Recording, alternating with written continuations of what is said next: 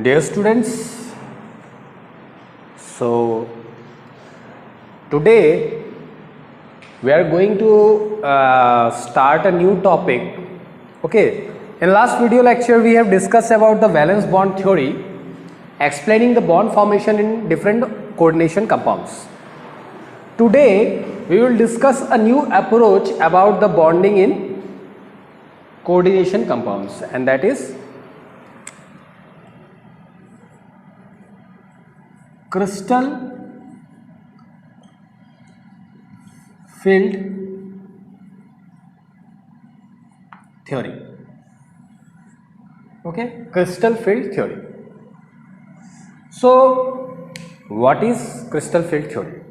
So before going in the deep discussion of crystal field theory, I'll first discuss about degenerated orbitals. Okay, degenerated orbitals are, orbitals having similar energy. We will discuss today about d orbitals. Okay, so in d orbital we have dxy, dyz, dzx, dx square minus y square, and dz square. So these are 5 degenerated d orbitals. Okay, 5 subcells in d orbitals. Now if we look at these different d orbitals, they are all double dumbbell shaped, and we can divide them in 2 categories.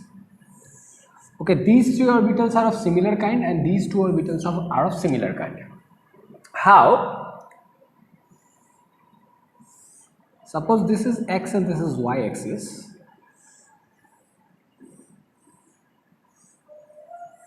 Then this is dxy orbital actually. So in dx orbital, y orbital, the lobes are between the coordinate axis. Okay, between the coordinate axis. And if at the same time if we try to draw, and all of these will look similar. Okay,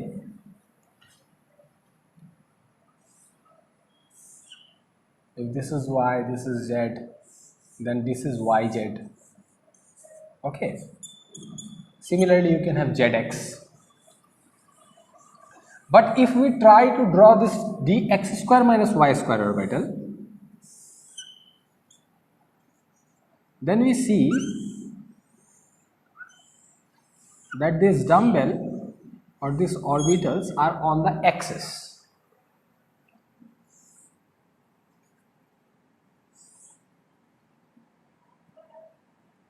This is z orbital and this is dz square. That means they are double dumbbell but they are axial orbitals. Okay. So now what is the conception of crystal field theory? Suppose this is 5d orbitals. 5d orbitals, okay? So as soon as a ligand approaches the metal atom, due to the repulsion, metal goes into the higher energy state and energy of this d orbital increases. Okay, there are 5, so energy increases, but we see that the energy of all the d orbitals are not equally increased. Okay, same nahi hoga energy difference. Okay, the orbitals will split into 2 groups.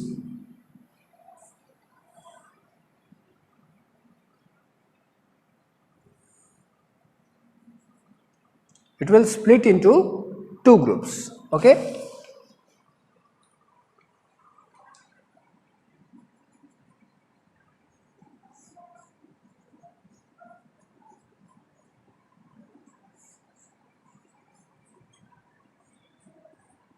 the total energy gap is delta naught. Okay, this is called T2G level and this is called EG level. And right now you see that we are talking about octahedral complexes.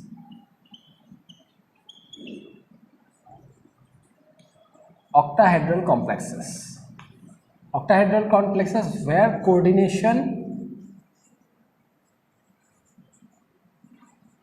number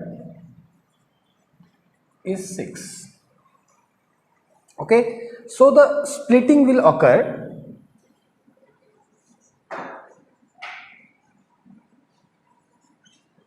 the energy of dx square minus y square and dz square will increase and xy, yz, zx will decrease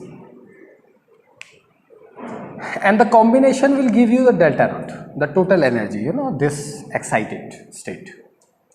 Okay, अब एक का बढ़ता और एक का कमता क्यों है? क्योंकि देखो जब लिगेंड अप्रोच करता है तो वो एक एक्सिस पे अप्रोच करता है लिगेंड. सो जो भी ऑर्बिटल एक्सिस पे है वो ऑर्बिटल ज़्यादा रिपल्शन फील करता है.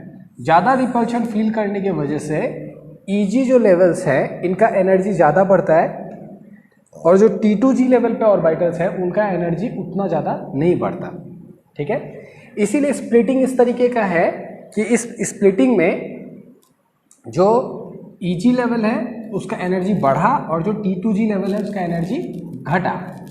ठीक है, अब ये स्प्लिटिंग जो है इसको हम बोलते हैं, this splitting is called crystal field splitting. Okay, crystal field splitting और simply splitting of the degenerated orbital. अब ये स्प्लिटिंग जो है ये स्प्लिटिंग हमेशा सेम नहीं होता. ठीक है, कभी ये स्प्लिटिंग ज़्यादा हो सकता है, कभी ये स्प्लिटिंग कम हो सकता है. ठीक है, तो क्वेश्चन ये है कि ये स्प्लिटिंग किस चीज़ पे डिपेंड करता है. हमें कैसे पता चलेगा कि ये स्प्लिटिंग कब ज़्यादा होगा और ये स्प्लिटिंग कब कम होगा. ठीक है, कैसे मालूम पड़ेगा? तो देखो ये स्प्लिटिंग जो है, स्प्लिटिंग डिपेंड करता है लिगैंड के ऊपर. ओके, स्प्लिटिंग डिपेंड करता है लिगैंड के ऊपर कि लिगैंड जो है वो कितना ज़्यादा स्ट्रॉन्ग या कितना ज़्यादा वीक है. ओके, तो मैं आपको एक ऑर्डर बता लिख के दे रहा हूँ. ठीक है,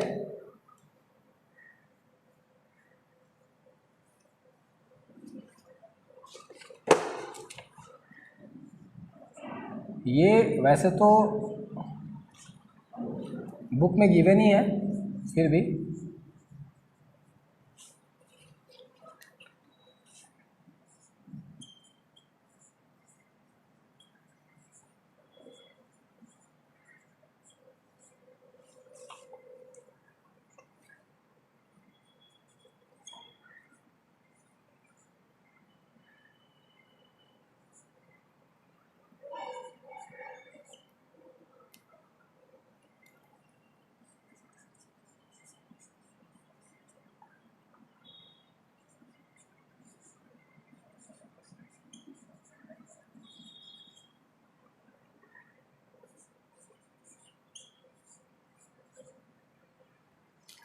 सो ये इंक्रीजिंग ऑर्डर है.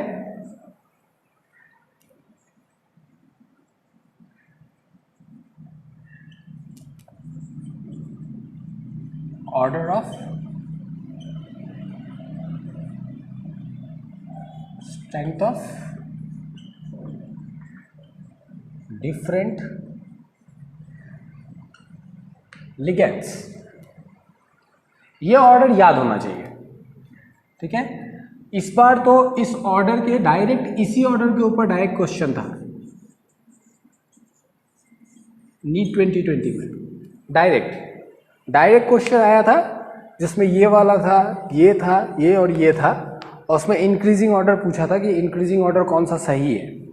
ठीक है, नीट 2020 में डायरेक्ट क्वेश्चन आया था इसी के ऑर्डर पे से. ओके, डायरेक्ट एनसीईआरटी से बिल्कुल डायरेक्ट क्वेश्चन. ठीक है, तो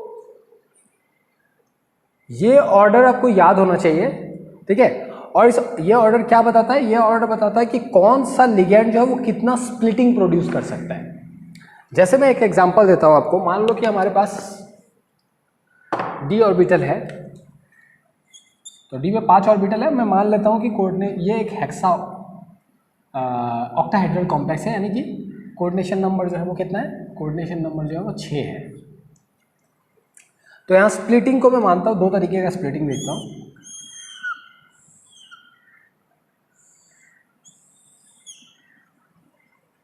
this is EG, this is T2J।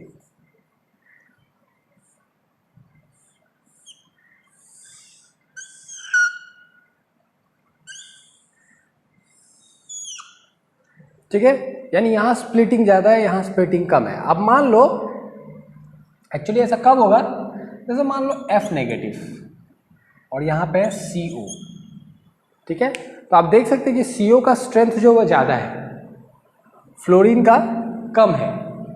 तो अगर फ्लोरीन हम लेंगे तो स्प्लिटिंग कम होगा, और अगर हम CO लेंगे एज ए लिगेंड तो स्प्लिटिंग ज़्यादा होगा, ठीक है।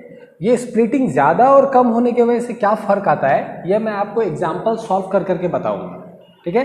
मैं आपको बताऊंगा कि इस पार्ट से क्वेश्चंस कैसे आते हैं, उस क्वेश्चन में क्वेश्चन को कैसे लिखना है, सॉल्व करना है, वो मैं आपको दिखाऊंगा।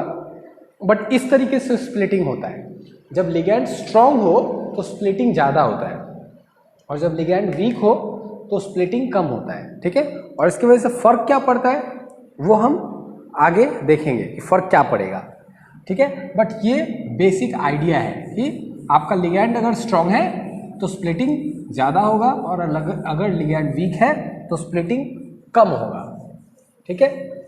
अब एक और टाइप का स्प्लिटिंग है, वो स्प्लिटिंग होता है टेट्राहेड्रल कॉम्प्लेक्स में। टेट्राहेड्रल कॉम्प्लेक्स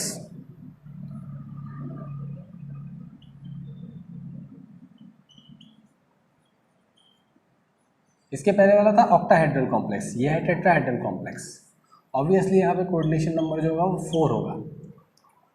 और यहाँ पे स्प्लिटिंग कैसा है कि ये जो डी ऑर्बिटल है, पहले इसका एनर्जी बढ़ेगा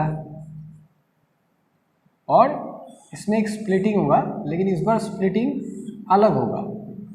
T2G लेवल जो है वो ऊपर जाएगा और EG लेवल जो है इस बार नीचे रहेगा, यानी ये पहले बार से बिल्कुल रिवर्स होगा। E लेवल नीचे होगा और T2G ऊपर चला जाएगा, यानी कि XY, YZ और ZX इस बार ऊपर रहेगा, ये नीचे रहेगा। यानी कि टेट्राहेड्रल कॉम्प्लेक्सेस में क्या होता है, रिवर्स स्प्लिटिंग होता है, ठीक है। ये आपको ध्यान रखना है। और यहाँ पे एनर्जी का जो डिफरेंस है वो क्या है, 2/5, and total energy is delta T। T stands for tetrahedral, वहाँ पे मैंने O दिया था, ऑक्टाहेड्रल।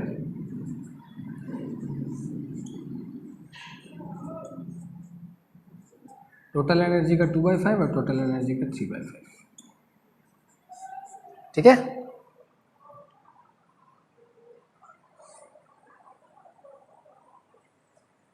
तो ये एक स्प्लिटिंग है। टेट्राहेड्रल कॉम्प्लेक्सेस में भी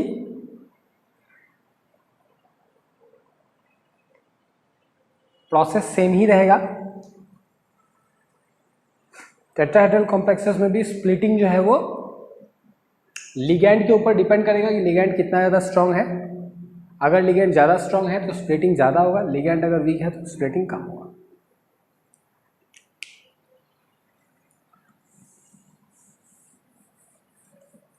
ओके, अब कुछ देखते हैं, जैसे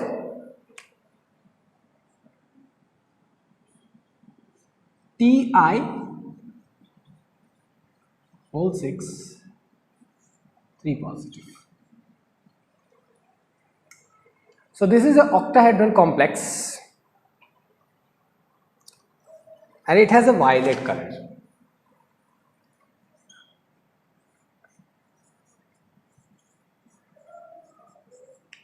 Violet color complex.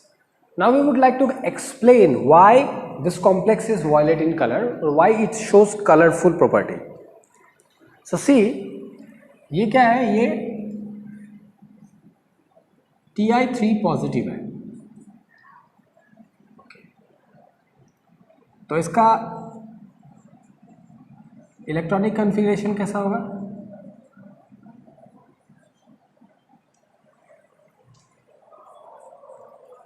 ठीक है, ये होगा, यानी कि d ऑर्बिटल में एक इलेक्ट्रॉन है।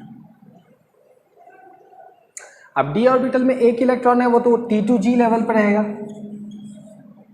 वो एक इलेक्ट्रॉन जो वो T2g लेवल पर रहेगा, क्योंकि d ऑर्बिटल का तो स्प्लिटिंग हुआ है ना, d ऑर्बिटल तो स्प्लिट होके क्या हो गया है, ऑक्टाहेड्रल कॉम्प्लेक्स है, तो T2g और Eg में स्प्लिट हुआ, और जो एक इलेक्ट्रॉन है वो T2g लेवल में है। ठीक है, और E लेवल जो है उसमें कोई इलेक्ट्रॉन नहीं है। अब जैसे ये एनर्जी एब्जॉर्ब करेगा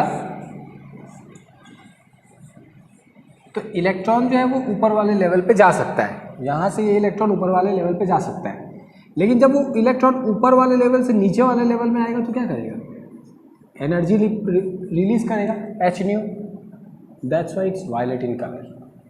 Okay, due to this transition, since this transition is possible, the single electron can jump to higher orbit and lower, higher level to lower level and so on. That's why it's colorful. Okay, this is the reason behind the color of TiOH2, that means hexaquatitanium. Similarly, in the same way, you can see that copper sulfate 5H2O is blue, but if you heat copper sulfate anhydrous is colorless, that means white. Okay, same is for TiH2O whole 6. To balance this cation, let's take 3-chlorine. As soon as you heat this,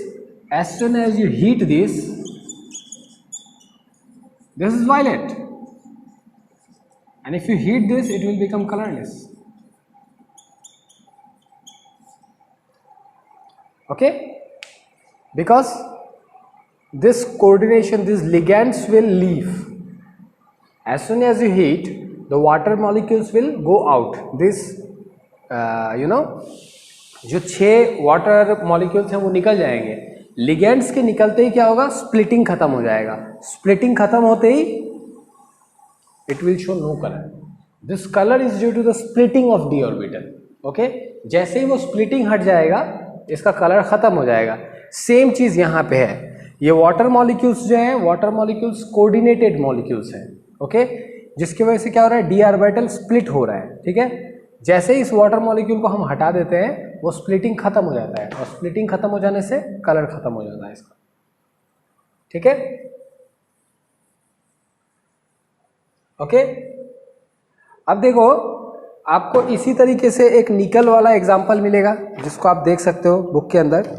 ठीक है, but मैं क्या करूंगा, मैं आप लोगों को कुछ लाइव एग्जांपल सॉल्व करके देता हूं, इन टेक्स्ट क्वेश्चन। ठीक है, कुछ इन टेक्स्ट क्वेश्चन में सॉल्व करके दिखाता हूं कि कैसे क्रिस्टल फील्ड थ्योरी का इस्तेमाल हमको करना है क्वेश्चंस को सॉल्व करने में। ओके,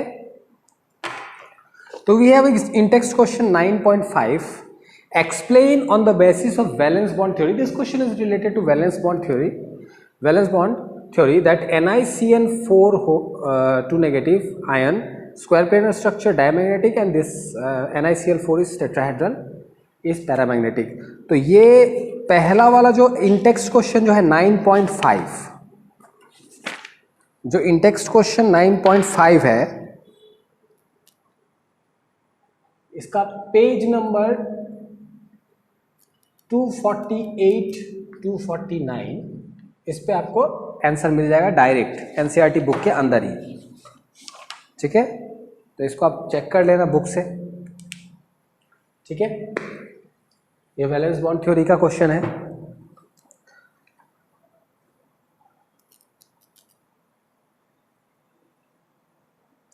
इसके बाद वाला जो क्वेश्चन है 9.6, 9.6 में क्या है, NiCl4 2 negative, this is paramagnetic.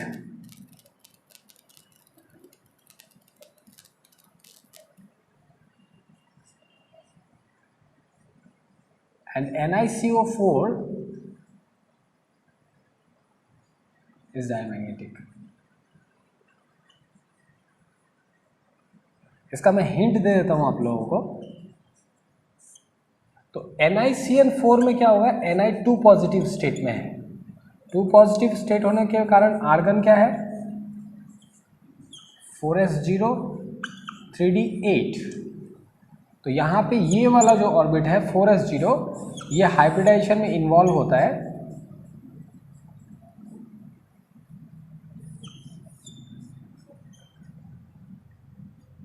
और ये दो अनपेयर्ड इलेक्ट्रॉन की वजह से ये पैरामैग्नेटिक है, ठीक है। और इस वाले में जब आप निकल को देखोगे तो निकल बिल्कुल पॉजिटिव स्टेट में नहीं है, लेकिन लिगैंड की वजह से क्या होगा, लिगैंड की वजह से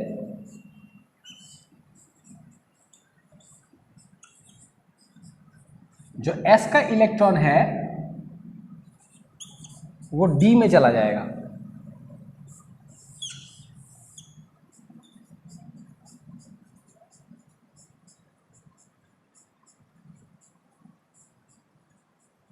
ठीक है, और इसके बाद हाइब्रिडाइजेशन होगा इस प्रोसेस के बाद। तो दोनों केस में sp3 हाइब्रिडाइजेशन ही आएगा, दोनों केस में sp3 हाइब्रिडाइजेशन ही आएगा और दोनों का स्ट्रक्चर टेट्राहेड्रल ही आएगा। बट यहाँ पे 2 अनपेयर्ड इलेक्ट्रॉन है और यहाँ पे कोई अनपेयर्ड इलेक्ट्रॉन नहीं है। इसी वजह से ये जो है डायमैग्नेटिक आएगा और ऊपर वाला जो है वो पैरामैग्नेटिक आएगा, ठीक है। ये है 9.6। ये दोनों वैलेंस बॉन्ड थ्योरी का क्वेश्चन था। अगला क्वेश्चन जो है वो हमें क्रिस्टल फील्ड थ्योरी का मिलेगा।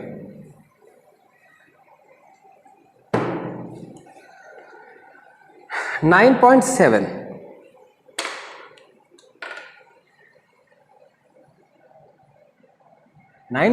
में है कि FeH2O whole 6 3 positive is strongly paramagnetic.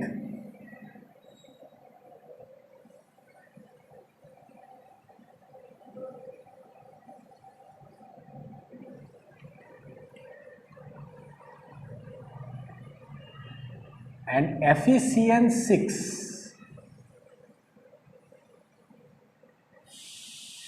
is weakly paramagnetic.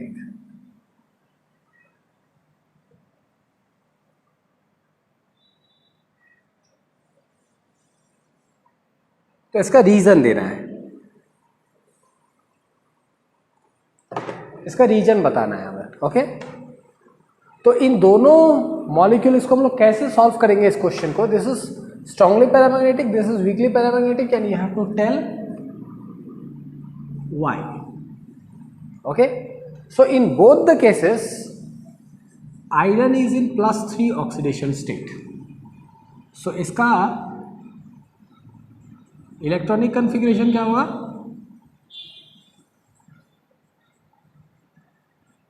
(3d5), okay. This is electronic configuration of Fe3 positive. अब हम क्या करेंगे, अब जो Fe3 पॉजिटिव है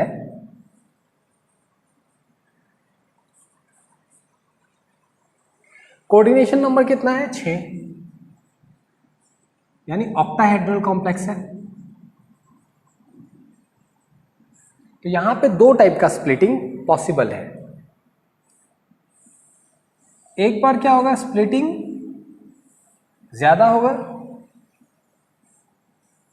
और एक बार स्प्लिटिंग क्या होगा, थोड़ा सा कम होगा, ठीक है। हमारे पास 2 लिगैंड है, साइनाइड और वाटर। साइनाइड और वाटर में से कौन सा ज़्यादा पावरफुल है, ये ज़्यादा पावरफुल है, यानी साइनाइड होने से स्प्लिटिंग ऐसा होगा और वाटर होने से स्प्लिटिंग ऐसा होगा। ये T2G लेवल है, ये EG लेवल है, ये T2G लेवल है,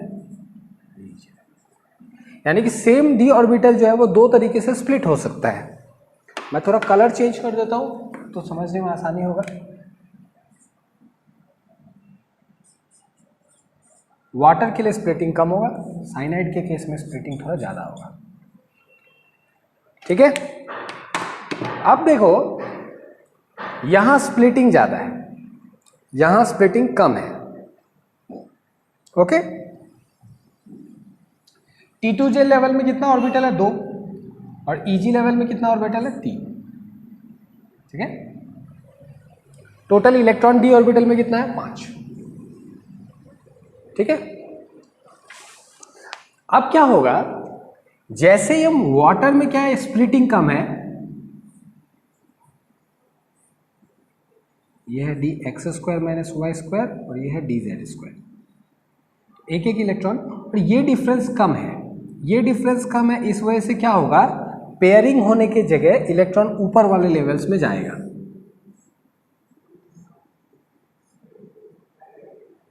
ठीक है,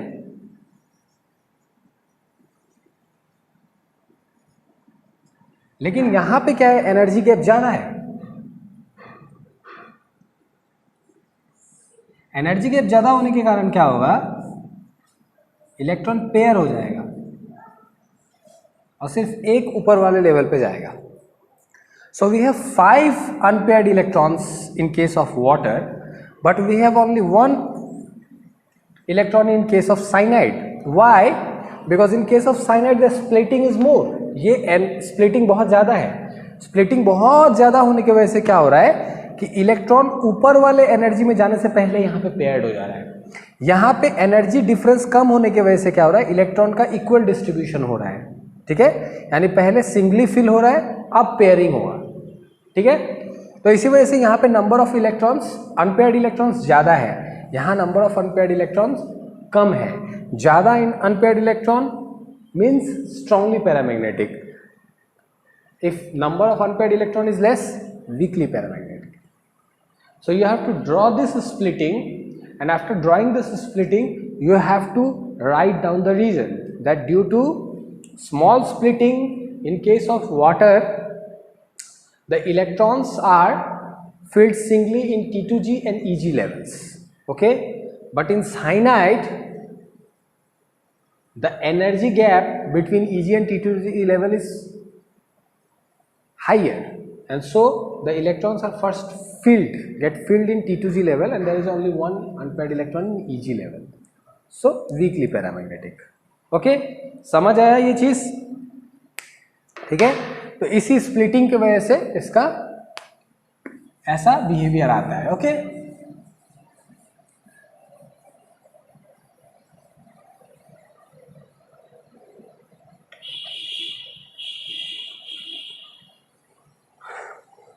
अब अगला क्वेश्चन देखते हैं।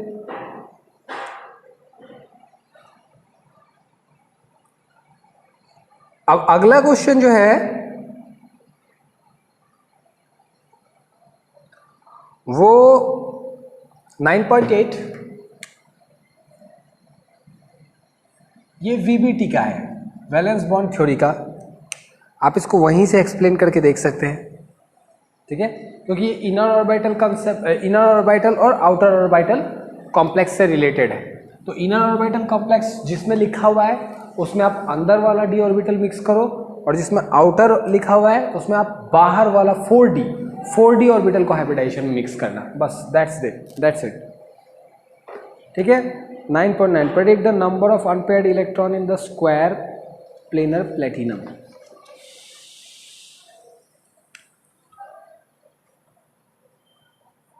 ठीक है, इसमें क्या है कि platinum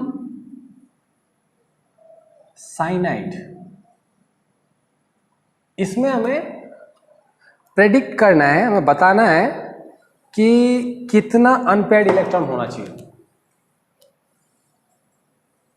how many unpaired electrons are there.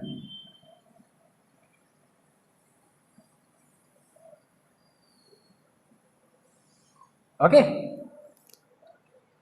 सो यहाँ पे प्लेटिनम जो है वो +2 ऑक्सीडेशन स्टेट में है और इसमें क्या होता है, d ऑर्बिटल के अंदर 8 इलेक्ट्रॉन होता है. Okay, d orbital has 8 electron. Okay, now there will be a splitting. Okay, और this time we have coordination number 4, that means tetrahedral complex. So tetrahedral complex में उल्टा होता है, Eg नीचे होता है और T2G ऊपर चला जाता है. ठीक है, यानी नीचे जो है 2 ऑर्बिट और ऊपर, तो क्या होगा,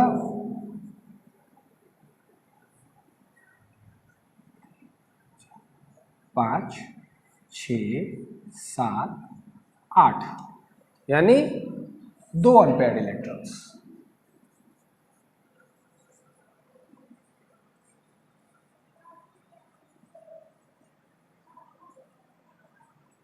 टू. ठीक है, ठीक है, स्क्वायर प्लेनर था इसलिए स्प्लिटिंग उल्टा हो गया और स्प्लिटिंग के बाद हमने इलेक्ट्रॉन्स को पेयर कर दिया.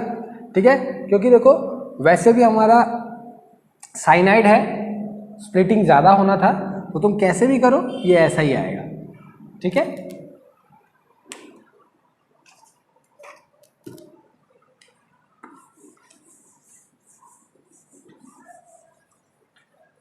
ओके. अब जो लास्ट इन टेक्स्ट क्वेश्चन है, the hexa aquo manganese 2 ion contains 5 electron while hexacyano contains only 1 unpaired electron. Explain using crystal field theory. तो hexa aquo manganese 2, that means they have told you that manganese 2 means manganese 2 positive, so it has electronic configuration of argon 18, 4s0, 3d5. so this is the electronic configuration of Mn2 positive. Now Mn2 positive will get splitting, एक बार splitting ज़्यादा होगा. ठीक है, और देखो complex जो है वो ऐसा दिया हुआ है, hexa aquo. Hexa aquo means it has coordination number 6, octahedral complex. so T2G level जो है वो नीचे जाएगा, Eg लेवल जो है वो ऊपर जाएगा और एक बार स्प्लिटिंग थोड़ा सा कम होगा.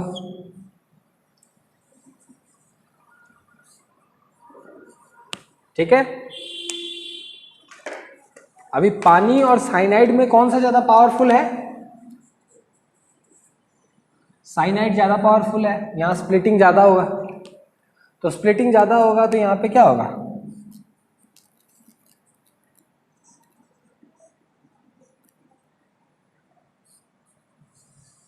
यहां पे पहले ही पेयर्ड हो जाएगा. बस दैट्स योर आंसर. यही क्वेश्चन उन्होंने पूछा था कि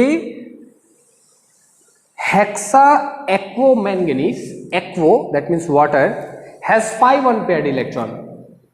okay, while the hexacyano contains only 1 unpaired electron. Okay, explain using crystal field theory. So this is the explanation using crystal field theory. Okay, समझ आया? तो मैंने इन टेक्स्ट क्वेश्चन का जो 6 का 6 क्वेश्चन है, इनका एक्सप्लेनेशन आपको बता दिया. इसमें से 2-3 क्वेश्चन का मैंने हिंट दिया है, वीबीटी वाला, और बाकी क्वेश्चन जो है क्रिस्टल फील्ड थ्योरी वाला वो मैंने पूरा एक्सप्लेन करके दिखा दिया. तो जो कोऑर्डिनेशन कंपाउंड चैप्टर है ये उसका लास्ट पार्ट था, क्रिस्टल फील्ड थ्योरी. ठीक है, तो क्रिस्टल फील्ड थ्योरी में किस तरीके से क्रिस्टल फील्ड थ्योरी का इस्तेमाल करके आप क्वेश्चंस के आंसर कर सकते हैं वो मैंने आपको दिखाया. ठीक है, आपको क्या करना है, पहले मेटल का आयन बनाना है. ठीक है, मैं आपको स्टेप्स बता देता हूं, आप स्टेप्स ध्यान में रखिए तो आप क्वेश्चन को सॉल्व कर सकते हैं इजीली. ठीक है, तो पहले आपको क्या करना है, मेटल जो बनेगा आयन, ठीक है, उसका इलेक्ट्रॉनिक कॉन्फ़िगरेशन लिखो.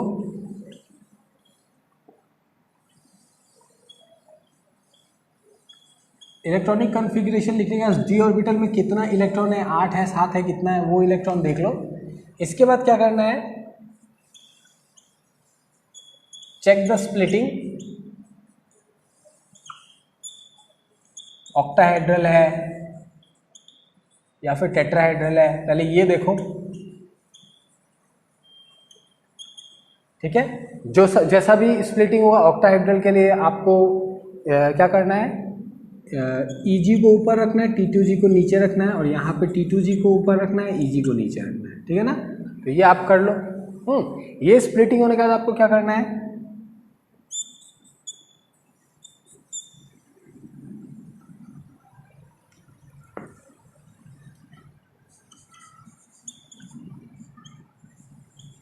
more powerful ligand will create more splitting, ठीक है। बस इसका इस्तेमाल करना है आपको। जो लिगेंड ज़्यादा पावरफुल है वो ज़्यादा बड़ा स्प्लिटिंग करेगा, ज़्यादा बड़ा स्प्लिटिंग करेगा तो क्या होगा, नीचे वाले लेवल पे ही इलेक्ट्रॉन्स पहले पेयर्ड हो जाएगा, उसके बाद ऊपर वाले लेवल पे जाएगा। अगर स्प्लिटिंग ज़्यादा नहीं हुआ तो क्या होगा, पहले सिंगल सिंगल सब में इलेक्ट्रॉन जाएगा और फिर पेयरिंग होगा, ठीक है ना। बस इतना ही है, बस इतना ही है क्रिस्टल फील्ड थ्योरी के अंदर, बस इतना ही चीज़ है। ये बहुत ज़्यादा डिफिकल्ट नहीं है। अगर आपको स्टेप्स याद रहेगा तो आप बहुत आसानी से क्वेश्चंस को सॉल्व कर सकते हैं, एक्सप्लेन कर सकते हैं, ठीक है। ये बहुत ज़्यादा डिफिकल्ट पार्ट नहीं है, ठीक है। तो अच्छे से इस पार्ट को प्रैक्टिस करो, ठीक है। इससे रिलेटेड कोई भी क्वेश्चन या क्वेरी हो या कोई भी अगर डाउट्स हो तो कमेंट कर सकते हो, ठीक है ना। या फिर अब तो क्लासेस भी स्टार्ट हो गई हैं तो वहाँ भी डिस्कस कर सकते हैं हम लोग क्वेश्चंस को, ठीक है। So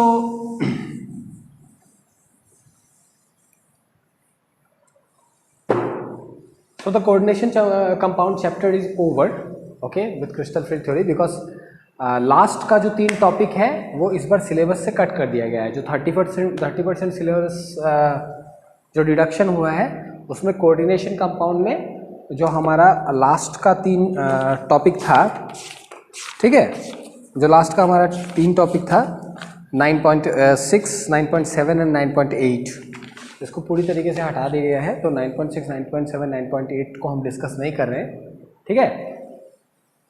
तो go through these video lectures carefully and try to complete it, try to complete all the questions related to this coordination compound in one go, okay.